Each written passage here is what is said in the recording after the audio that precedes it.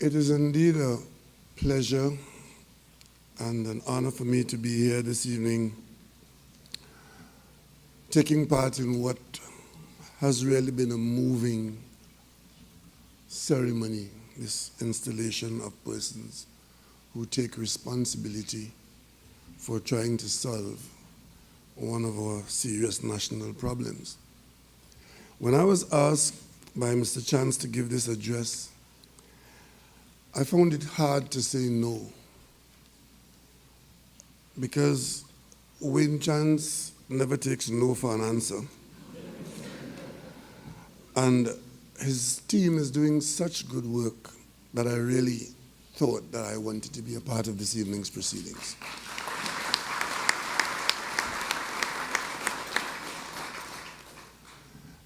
I first noticed Wayne Chance on the radio one day many years ago.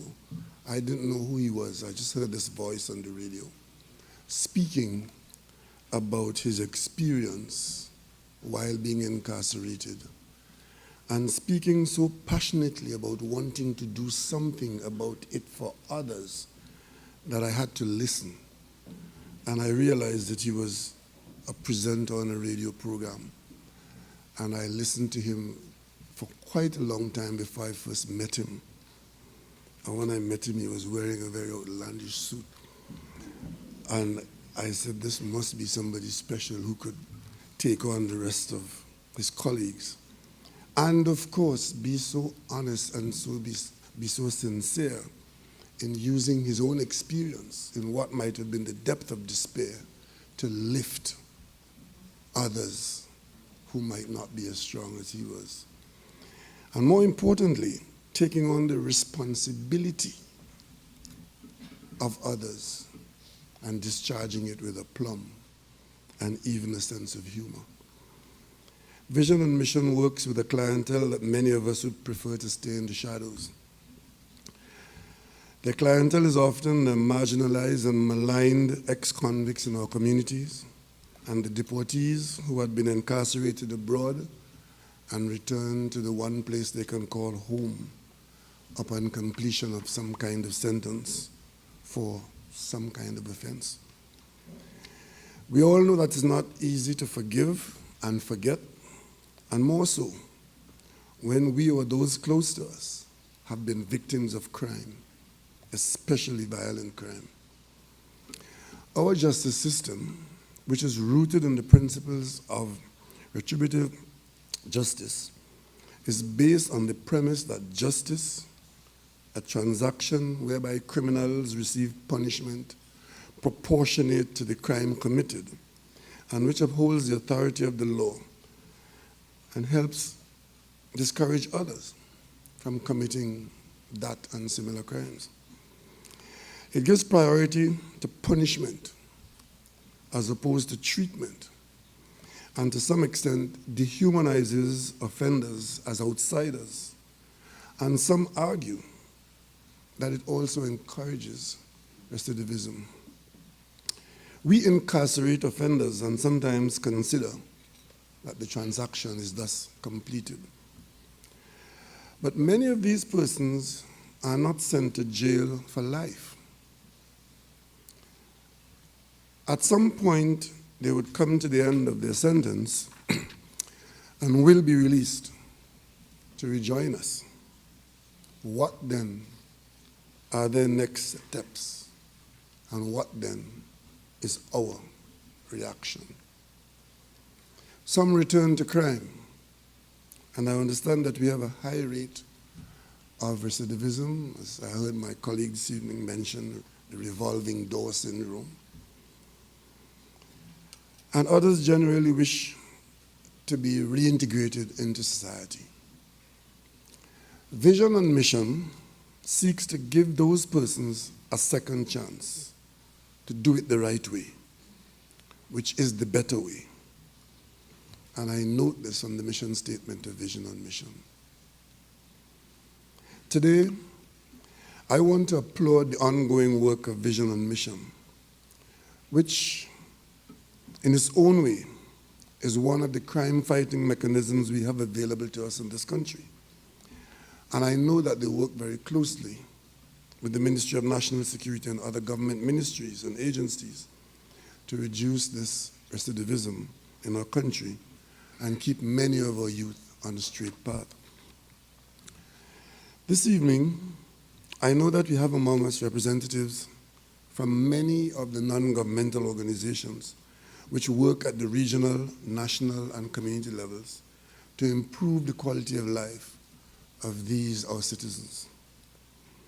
Several of these NGOs already work with us to deliver services and programs which government may not have the capacity to provide. And it is this synergy I am here to encourage and to support. We may also have present here representatives from the corporate and private sector. As practitioners of corporate social responsibility, you understand the need to partner with national, community, and faith-based organizations to deliver services and programs for the vulnerable of our society: children, the elderly, the differently abled, the homeless, the mentally challenged, and those plagued by addictions and other social ills. As a government, we may determine national priorities. Sometimes these priorities are driven by international events and trends.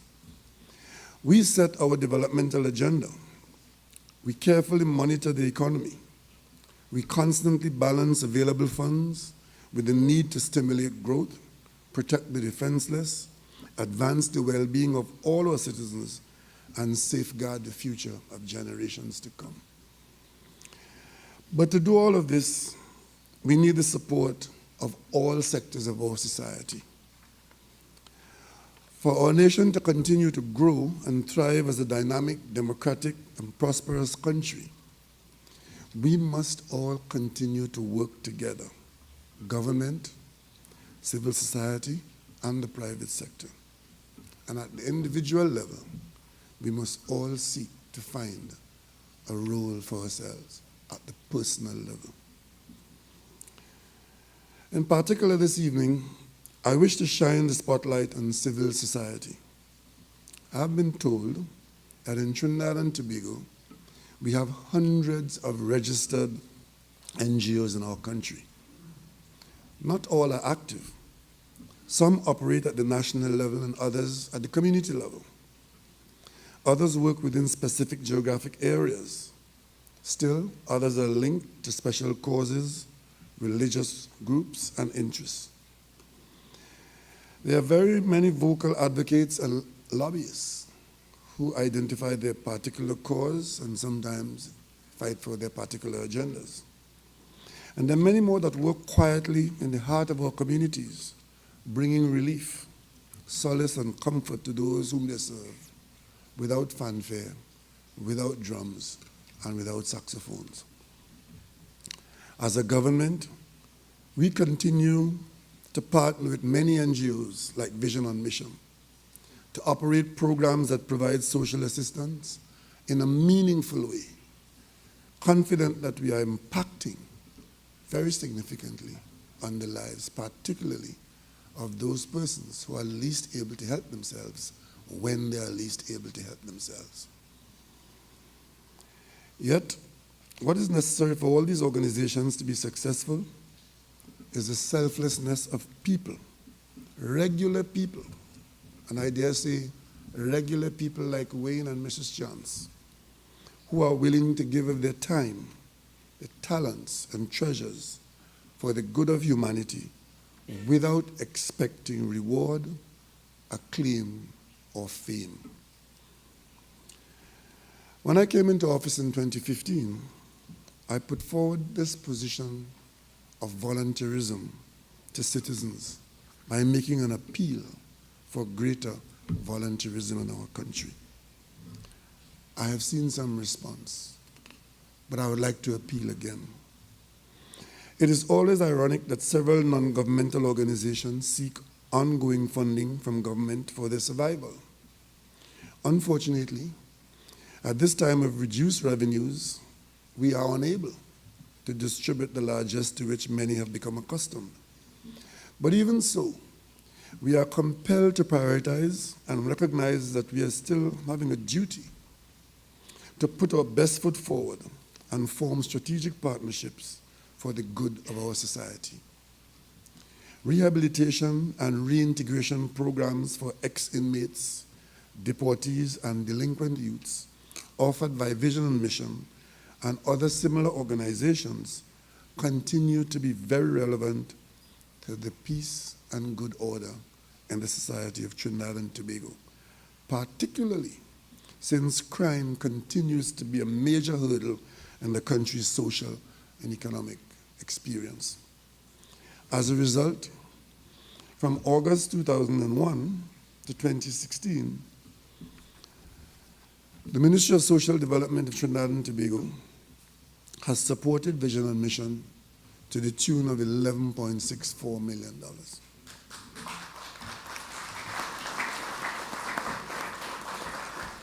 And this has come in the form of subvention towards assisting in meeting its operational costs for the deportee program at the Chamflair facility and capital funding towards the establishment of the center at Wallafield. In October 2016, the organization moved to the Ministry of National Security and received an allocation of $2.824 million for fiscal 2016-2017.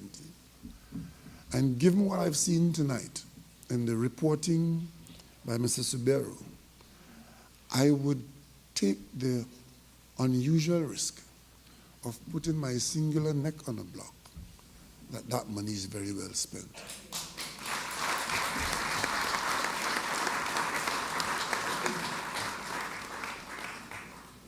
But I speak to you not only about Vision and Mission, but all of our other partners in civil society, when I implore you to follow the example of government and do more with less.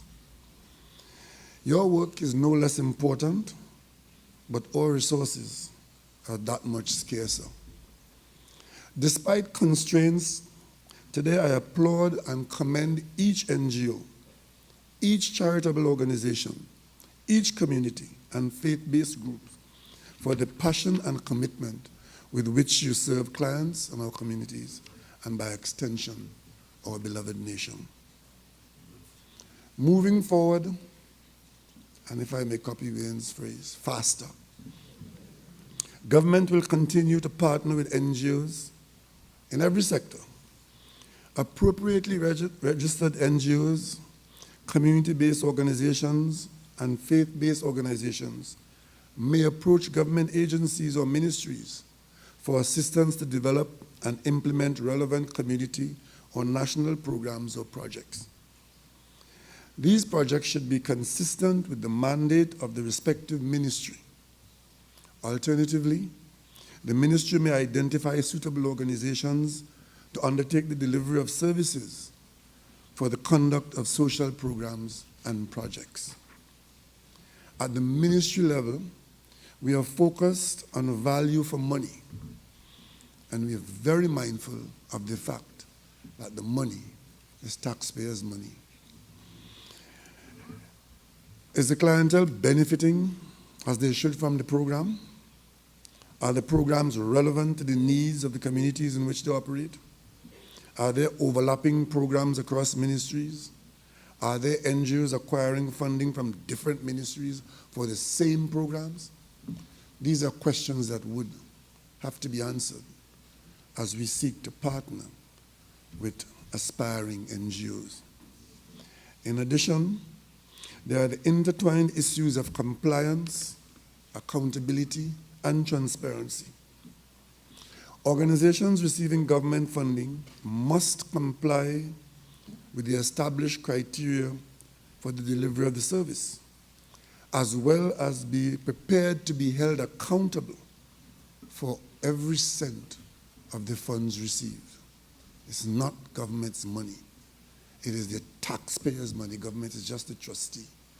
And when such funds come your way, make sure that it goes for the purpose for which it has been dispersed. Regular reports, as determined and agreed by both parties, must be received by the ministry. I know of one instance, one particular instance, of one particular entity with a very loud voice that speaks with a great sense of victimhood and completely ignoring the fact that they consistently fail to report for the last set of money, but gloriously expect additional and new disbursement. That is not going to be entertained, regardless of how much noise you make or who your friends are in Trinidad and Tobago. Ultimately, the government is accountable for all funds disbursed. And when it's disbursed to assistance, the government remains accountable and would encourage you to report an account. Ladies and gentlemen, I wish to repeat my call to all our citizens to adopt a spirit of volunteerism. And there's a song that I wouldn't sing now, because I know my limitations, but the words are very useful in my call for volunteerism, and it goes like this. If I could help somebody as I pass away, then my living shall not be in vain. And if you take that on board, you may find something that you might want to do wherever you're located to make sure that we could sing that song privately in the bathroom or lustily in public. At the office, within your community, at your place of worship, find out what NGOs may be delivering programs that are consistent with your interests, your beliefs, and your values, and try and get on board with them. Offer your expertise, your advice, and your time. Contribute to the cause and the full knowledge that you might be changing someone's life for the better, for good. Government cannot and must not try to do it alone. The private sector, I trust, will continue to do its part. And again, if I copy Wayne Chance's phrase, do more, do it faster. But as individuals, we too are called to service. And I have every confidence and faith that many more of our citizens would answer the call. As we gather here today to identify with the missionary zeal and the selflessness of Wayne and his family and his team, I wish to congratulate this very special team of Vision and Mission, and to thank and congratulate the supporters in the private and the public sector, and pray that you'll continue to succeed in all your endeavors, bringing hope and caring to some of our less fortunate, especially when second chances are so hard to come by. Wayne, continue to be a brother. Continue in your hope of building a better nation, able to cope with the needs of all its citizens, and to provide for all its citizens, whatever that might be. Thank you for attending this evening, and thank you for your attention. And as I thank all those who are working on this very worthy cause, and we think, had they not been working, what might have been, I say to you, good night, and may Almighty God continue to bless Trinidad and Tobago.